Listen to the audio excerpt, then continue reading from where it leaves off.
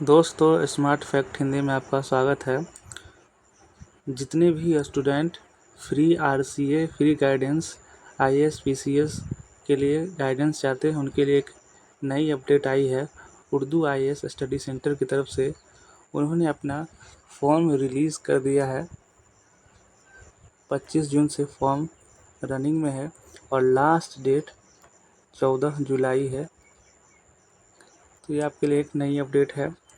जिस तरीके से एपीआर से जामिया से तैयारी कराती है, उसी तरह से उर्दू आईएएस स्टडी सेंटर यानी यूपी उर्दू एकेडमी, ये भी एक आरसीए ही है, ये भी तैयारी कराती है। आइए जानते हैं किसके कौन कौन इसमें एलिजिबल है। माइनॉरिटी स्टूडेंट एलिजिबल है। इसमें माइनॉरिटी कौन कौन है तो Muslim, Sikh, Christian, Buddhist, Parsi and Jains eligible है। इसमें इसमें medium Urdu, Hindi and English तीनों माध्यम में पढ़ाया जाता है। और इसका एंट्रेंस एग्ज़ाम कहाँ होगा तो एंट्रेंस एग्ज़ाम दिल्ली, लखनऊ और प्रयागराज 3 ही सेंटर हैं इसके।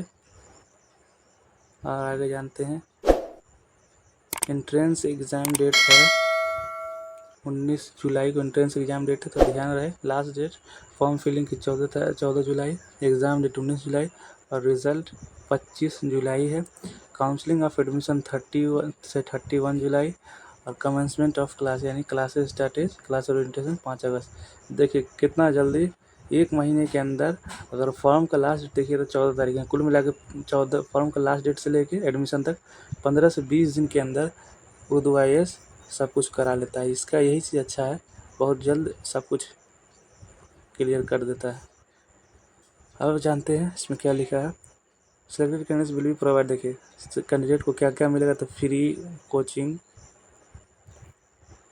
Lodging, fooding, library and campus wifi facility. For details इसके लिए आप ये वेबसाइट चेक कर सकते हैं। और इसमें देखिए फॉर्म फिल करने के ऑनलाइन फीस पेमेंट 500 रुपया है, 5 अटेंडेंस ऑनली, जो कि ठीक है, ज़्यादा नहीं है। नहीं तो जामिया एएमयू का बहुत फीस है। और इसका डिटेल्स और आगे देखते हैं। देखिए उर्दू आईएएस स्टडी सेंटर में एडमिशन लेने के लिए देखिए दिशा निर्देश दिया गया 26-27 के लिए।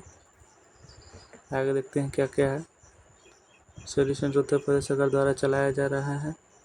केंद्र सरकार न केवल उत्तर प्रदेश बल्कि पूरे भारत से अल्पसंख्यक छात्रों मुस्लिम, सिख, ईसाई, बौद्ध, पारसी एवं जैन के लिए है। यूपीएससी सिविल सेवा परीक्षा, यूपीएससी यूपीपीसीएस परीक्षा के लिए होनहार तथा योग्य अभ्यर्थियों को प्रोत्साहन देना है। यही सब है। पहला नंबर में देखते हैं क्या है। पहला नंबर में यह संस्था अल्पसंख्यक समुदाय के लिए ठीक है।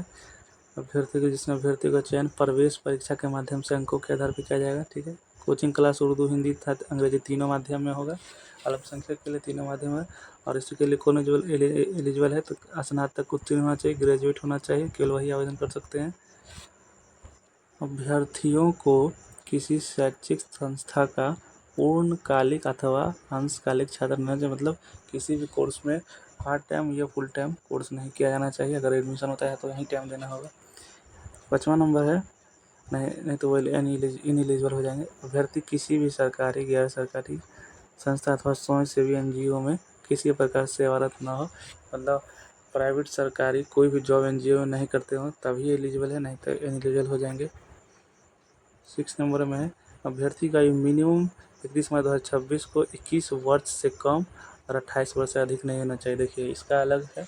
उर्दू स्टडी सेंटर का मिनिमम से कम नहीं होने चाहिए और 28 वर्ष से अधिक नहीं होने चाहिए, ध्यान रखिएगा। एज है 21 से लेकर 28 वर्ष के लिए बच्चे ही एलिजिबल है।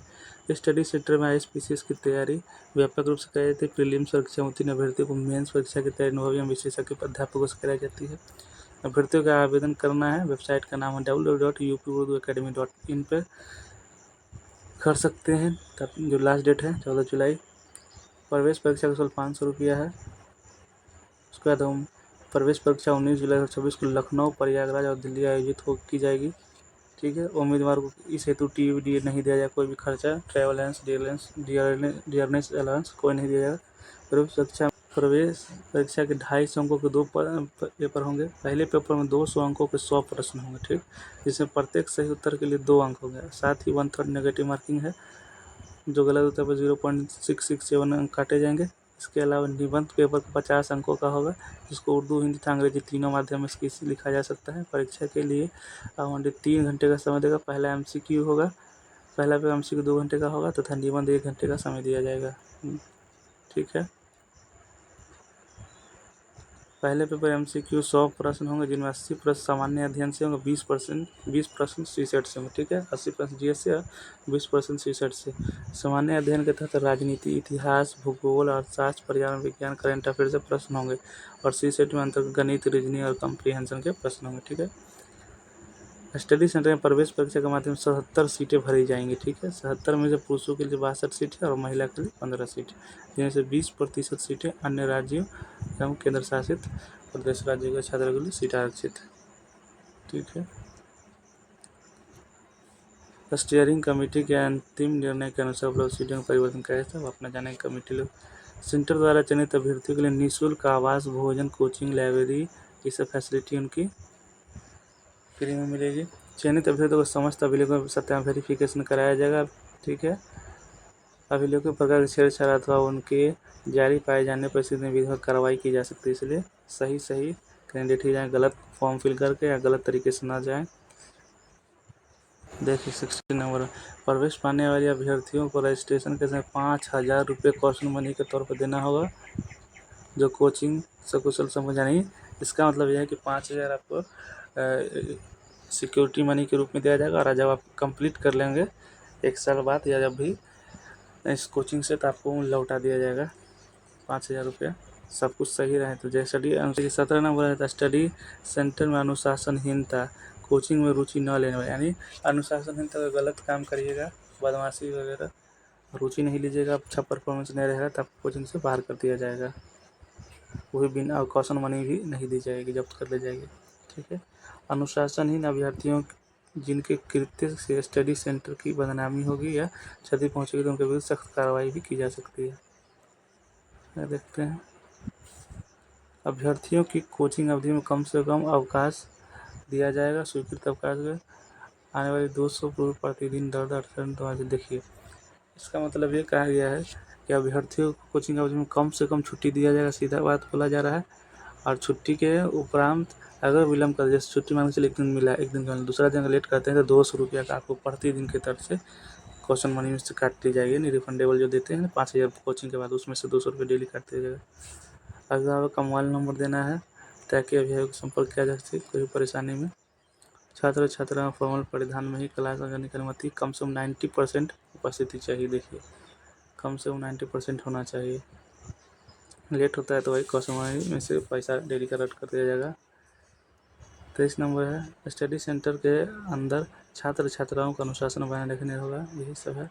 लड़ाई झगड़ा ये सब नहीं करना है। 24 नंबर, स्टडी सेंटर के सभी कार्यरत अधिकारी, कर्मचारी, शिक्षक में संचालक तथा गार्ड अनुशासनहीनता को माफ़ नहीं किया जाएगा, किसी का भी कुछ नहीं है। आगे देखिए, सेंटर में वो सुविधाएं AC, वाईफाई दुरुपयोग नहीं किया जाएगा। हॉस्टल में हीटर, इंडक्शन चूल्हा आदि रखने पर प्रतिबंध है। पकड़े जाने पर 1,000 रुपये का अर्थदंड तथा तत्काल निष्कासन भी किया जा सकता है। ठीक है। जो छात्र छात्रा इस सेंटर से कोचिंग ले चुके हैं उन्हें प्रवेश परीक्षा फॉर्म भरने की अनुमति नहीं होगी। ठीक है, ये ध्यान रखिएगा। जो बच्चा इसमें कोचिंग ले सके हैं वो दोबारा इनएलिजिबल है। तो दोस्तों, ये गाइडलाइंस थी। मैंने गाइडलाइंस और एग्ज़ाम डेट का स्टार्टिंग से लेके लास्ट डेट का भी सब बताया है। आप अच्छे से ध्यान में रख के अपना फॉर्म फिल करेंगे, फॉर्म फिल करें और अपना एग्ज़ाम दें और अपना free RCA coaching Urdu IAS study centre में एडमिशन ले। वीडियो अगर उपयोगी रही होगी, काम की लगी होगी तो लाइक करें और सब्सक्राइब भी करें। तो कोई PDF के लिए जल्दी चाहिए अपडेट तो टेलीग्राम ज्वाइन करें। मिलते हैं नेक्स्ट अपडेट के साथ, तब तक के लिए धन्यवाद।